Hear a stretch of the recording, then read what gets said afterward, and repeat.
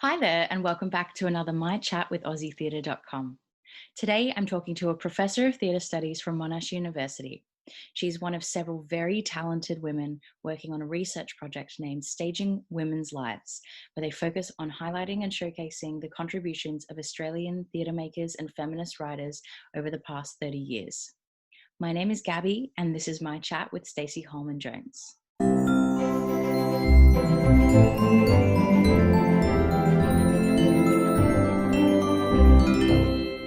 Hi, Stacy. How are you? I'm wonderful. Thank you, Gabi.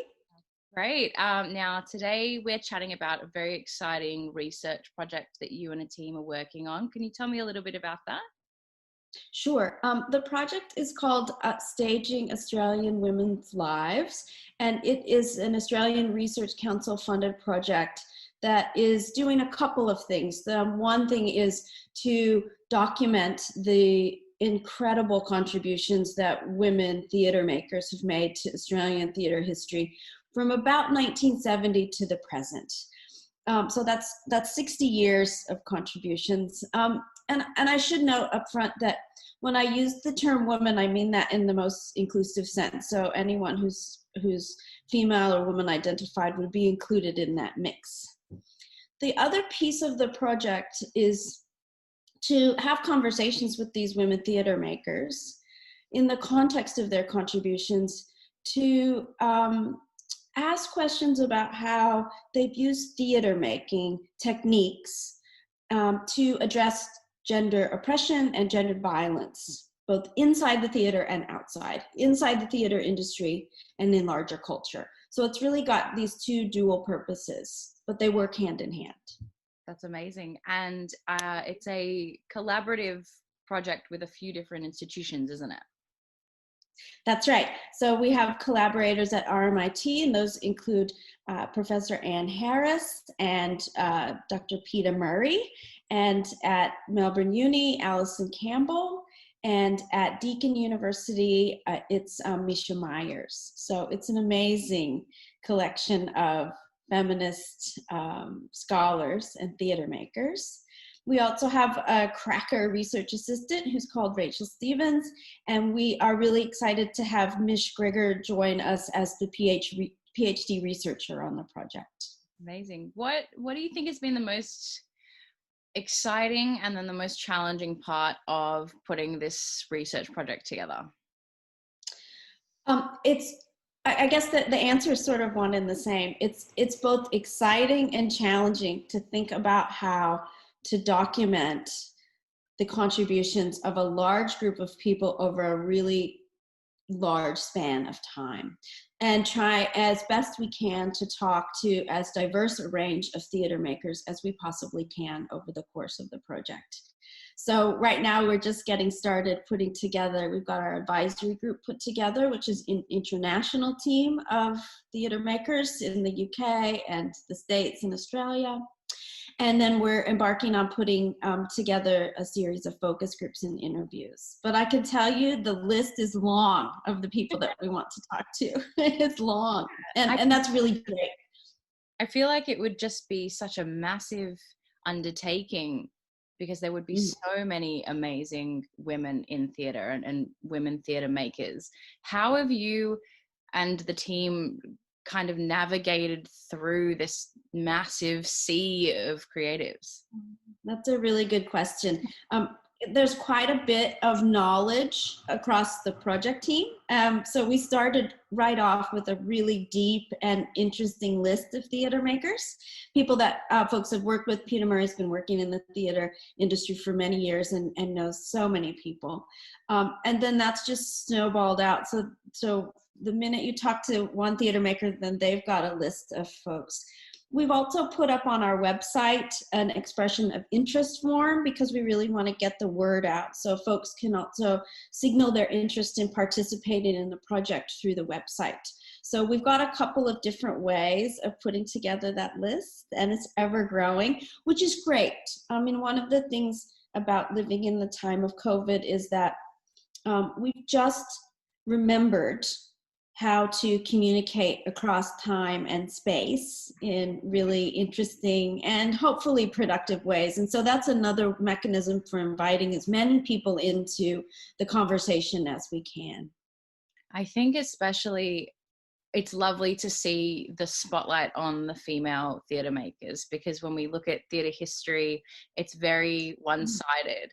Mhm. It's really refreshing because there are so many amazing, accomplished female theatre makers, and we either just don't hear about them, or we look past them, or we don't acknowledge their achievements. So having this sort of project as a focus, it's really wonderful.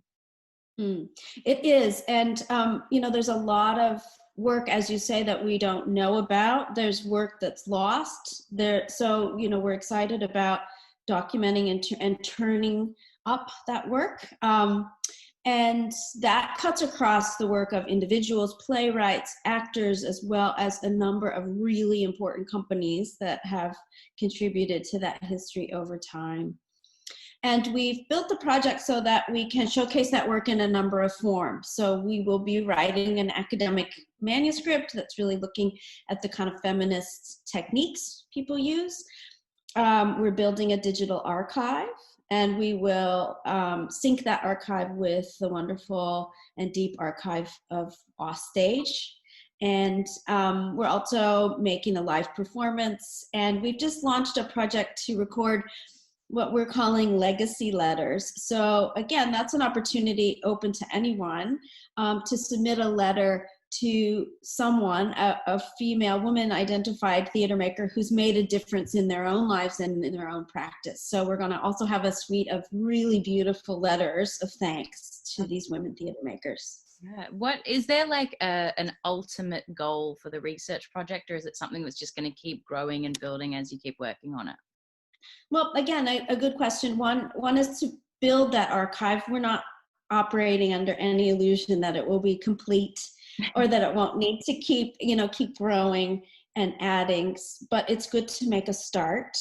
We're also really interested in contributing to feminist theater scholarship and trying to make sense of the kind of push and pull between the kind of embodied material understandings that we have around oppression and the kind of the socials understanding, and how theater is the best place to work on that because it brings those things together. So we're hoping to contribute not only to feminist scholarship, but to bring that scholarship to our larger community. I mean, there's never been a more important time to talk about gendered violence than right now. It's something that we've got to address. And theater is a way for us to actually think about techniques that might be helpful in people's lives. Yeah. Is there any particular theatre maker or piece of work that you've come across in the research that's really just kind of struck you or resonated with you? Oh gosh, there's so many. We're just getting started. So one of the first things that we've set up to do is a really broad-based literature review to try and chart those contributions over time. And it's really, Gabi, a story of making a little bit of progress and then seeing that progress kind of wound back and then trying again. But I'm really inspired by some of the work of some of the foundational theater groups that happened in the 70s, particularly in Melbourne, as well as companies like Vital Statistics in Adelaide, and the ways in which those spaces really nurtured the development of actors, directors, dramaturgs, playwrights, and then you see their careers sort of playing out over time. Someone like Peter Murray, for example, or Patricia Cornelius, or all of our kind of women First Nations playwrights and dramaturgs and actors, and how those things were intertwined in the history. So I can't pick one, that would be too hard, but there's a lot of stuff in the archive that it's really worth a second look. And it's Australian based. Yeah. Is this something that you would look at maybe expanding or collaborating internationally and making this massive archive of female work? Yeah. Well, that's certainly a kind of future goal. It's a blue sky goal, but I think it's really possible. So that's why pulling together our advisory group now is so important, because we're able to open the conversation about these are the things that we see across Australian theatre history. These are the questions that we're interested in asking. What's your perception of what's happened in your context? What are the similarities? What are the differences? How can we look at this in a more holistic way? Absolutely. It's cool. And I guess for you as an academic, is there anything that you would want to say to up and coming theatre makers or dramaturgs or any woman or female identifying individual that may want to follow the path of all of these people that you're spotlighting on? Yeah. Look, I think the thing that it's not, I mean, it's remarkable in that we should talk about it. It's not remarkable in the sense of surprise, which is that there's the line between what an academic might be interested in and thinking about and doing, and what these theater makers are interested in thinking about and doing isn't that. It's a blurry line.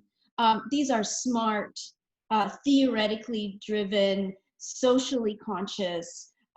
Everything is grounded in context. The kind of politic of that, and I mean that in a direct political way, as well as the kind of ethos of the work, is right up front. And that's something that's really inspiring. And so when I'm working with young theater makers, and I do in my teaching work, the reasons for the kind of really symbiotic relationship between what we might like to think of as the intellectual project and the creative project are so important. They lay the foundation for the work that we've seen across history and that we need into the future. So that's really what my best advice would be. Don't forget your body or your mind in all of your endeavors. Yeah. Amazing. We've got a website. It's stagingwomenslives.com.au, I think. And we've got a Facebook page. And so I'd really love to see folks having a look at what we've put together and adding to that conversation. Thanks, Gabi. Thanks. Have a good day. Bye.